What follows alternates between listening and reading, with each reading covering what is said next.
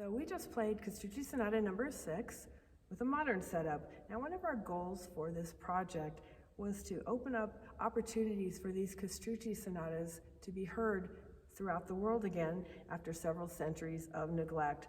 But we also wanted to provide an easier way for them to be performed by creating a printed edition with a realized part, because most keyboard players don't know how to do figured bass.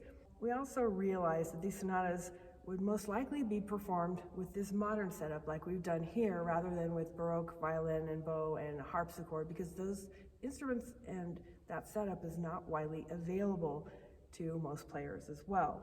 The purpose of this tutorial is to compare this recording with the original instruments that we use, the historical instruments, just to see how the different possibilities come out when using modern instruments versus the historical instruments in your performance.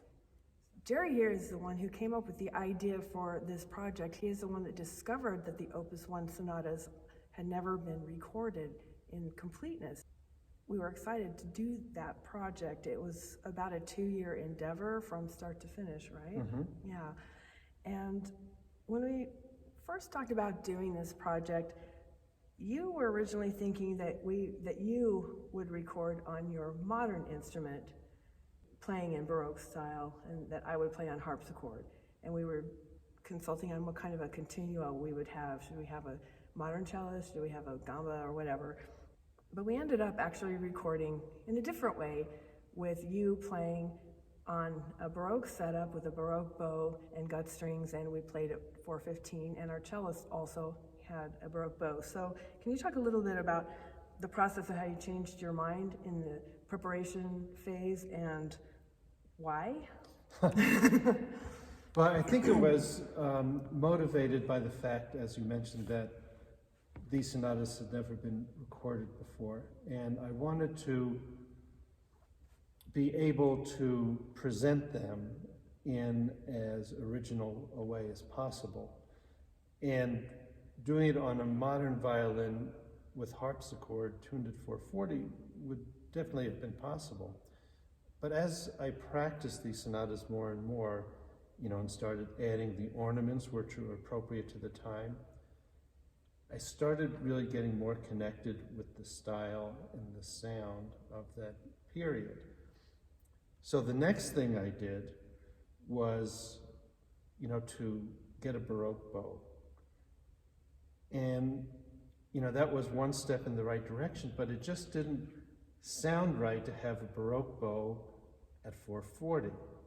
So then I tuned my strings down to 415, and it sounded more connected in terms of the quality of sound and the style, but it just wasn't right yet. So that's when I decided to add the gut strings rather than the contemporary synthetic strings. And I experimented a lot with different kinds of gut strings that would not only have the quality of the Baroque period, but also to resonate well with the instrument itself, because even though I made all these changes, it's only even that was a halfway measure, because for a real Baroque violin, you have to change the neck angle, which changes the tension, and put it in a bass bar and a different kind of bridge, and play without a chin rest. So I did the best I could, considering that, to be very honest, I had not been particularly familiar with playing on a Baroque instrument. This transition I'm talking about really took months and months and months, and was very revelatory, so that by the time we did record, I really felt that we had a distinctively valid kind of sound to put together with the harpsichord and with the cello. Right. The learning curve is a real thing. And Jerry here is a professional violinist, and he's played in the Boston Symphony and the Utah Symphony as a professional orchestral player for a gazillion years. I don't know how long. Your whole career was spent doing that. And you had your own string quartet and all sorts of other things. And he's also a conductor. And he really had a conception of how he wanted these pieces to sound. But the learning curve is a real thing. it was for me too, getting comfortable with harpsichord coming from piano, and so I get that. I wanted to ask you about the learning curve with regard to playing with the bow, for example, and also the role of vibrato, how that may have changed when you switched from a modern style of playing to the Baroque setup. I know for me, like, when I hear violinists even just switch on a modern instrument to using a Baroque bow, it changes the articulation and it makes it possible to do these smaller articulations, is how I hear it when I hear someone doing that. I don't know, what was your experience with the Baroque bow and how it changed that? And can you talk about the differences between the use of how it feels and the sound that results from the modern versus the Baroque bow? Sure. You know, that might be the most physically challenging transition to make, is between the bows rather than the violin. And, you know, if you just take a look at these two bows, you can see clearly that the modern bow is quite a bit longer and quite a bit heavier.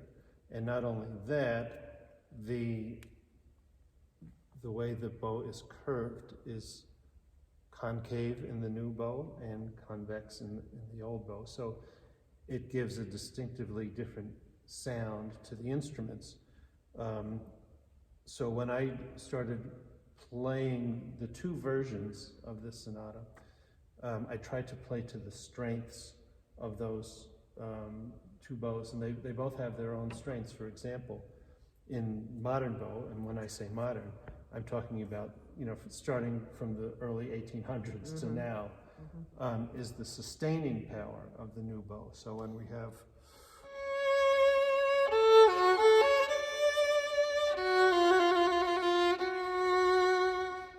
it can really sustain and project. Whereas with the Baroque bow, the strengths are in the clarity of its articulation, and in the ability to, like, expressively create nuance with it. So I'd play the same figure.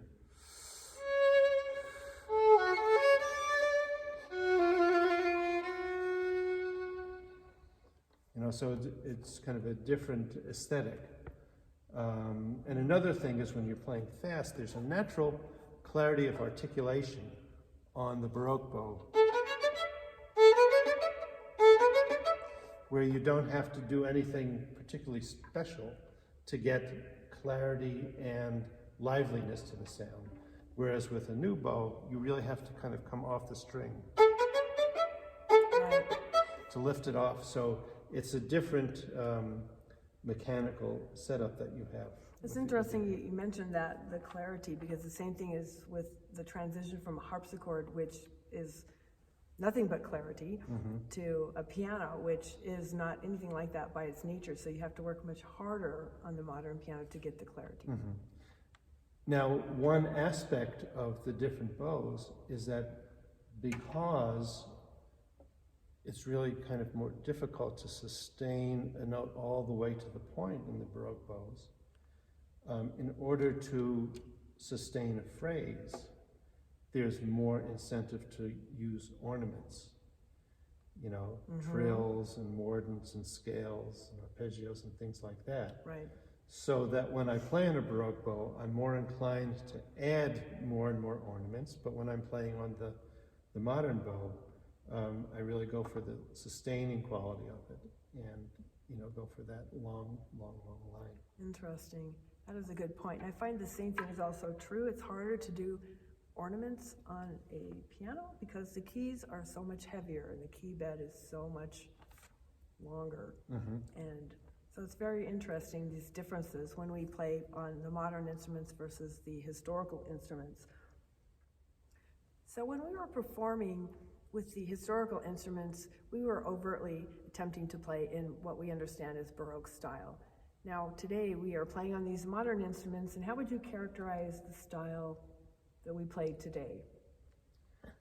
Well, I think the style we play today is a reflection of the kind of spaces we play in. Big concert halls, hopefully big audiences, so we really have to project a long distance.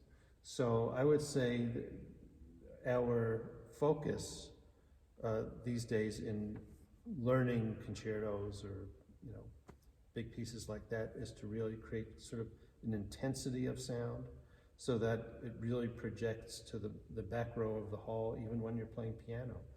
And of course, the orchestration for some of these big pieces is huge, you know, yeah. full symphony orchestra.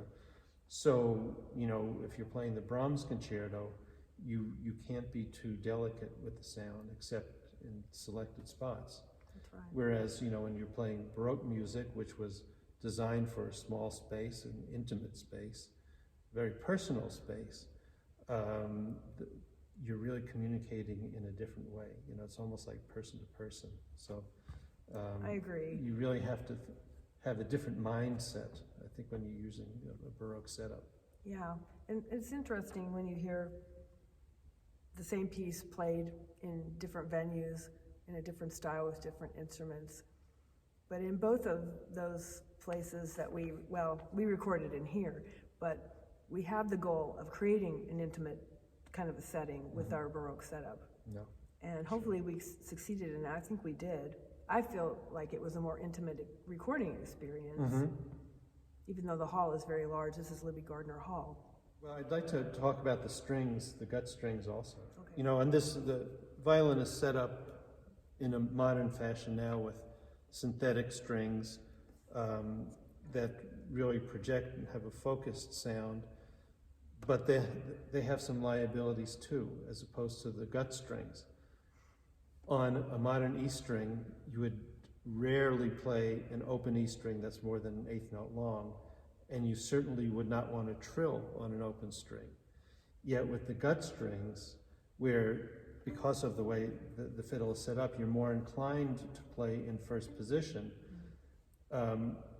Playing trills with open strings is a dream, and it works so well because the sound of the open string is not so differently resonant from playing stop notes as opposed to synthetic strings.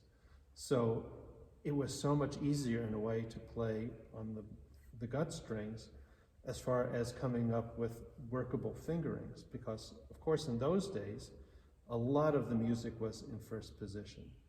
But on modern strings, in order to create that smoothly balanced sound, I often had to go up into higher positions on lower strings, which made it more difficult. But on the other hand, being able to do that on a modern violin gives it different kinds of tonal qualities and enhancements. So, you know, it's really kind of an intriguing adventure, figuring out what works best for the different setups. Interesting. I've heard, I'm not a violinist, so I don't really quite know exactly what I'm talking about, but I've heard from other violinists in the class that even like Corelli rarely ventures beyond that first position. Is that correct? Yes, that's correct. In fact, there's a very funny story, which I hope is true. I'm not sure it is, but that, you know, Handel was kind of mentored by Corelli for a while when Handel was in Italy, and he wrote a sonata a sonata that went up to a high A on the E string, and Corelli was quite taken aback by that. He thought it was in very poor taste to be showing off and not being focused totally on the musical aesthetic. Interesting. So you're right, and even the Bach solo sonatas, I would say 90% of it, as difficult as they are in first position. So yes, those guys knew what they were doing, and they composed for the way the instrument was set up. It's such an interesting topic, how to adapt that music to our 21st century instruments and sensibilities, isn't it? Yeah, it's a challenge, but it's really a fun challenge, because the more you get into it, either way, modern setup or Baroque setup, it's an adventure of discovery, and the more you get into it, the more you kind of can sense what the music really should sound like. I agree. So when I was in graduate school at UCLA in a performance practice program in the mid to late 80s, at that time, the performance practice movement was focused on authenticity, whatever that means. I mean, we don't have any recordings from the 16th, 17th, and 18th century, so how do we really know what stuff sounded like? All we have are scores, which are barely marked with any kinds of expressive marks as we know them today, or written accounts of how it may have sounded, etc., but we don't really know. And so I think the focus over the past 35 to 40 years has shifted to a much more positive and affirming way, where we're not trying to actually recreate anymore. We're trying to reimagine the music. And I think Jerry thought deeply about reimagining this music and how we could make this performance emotional and engaging and wonderful, even though it may not have been necessarily how it could have been done by Castrucci himself. I don't really think that's important, actually, because the composer writes music for others to perform and to play, right?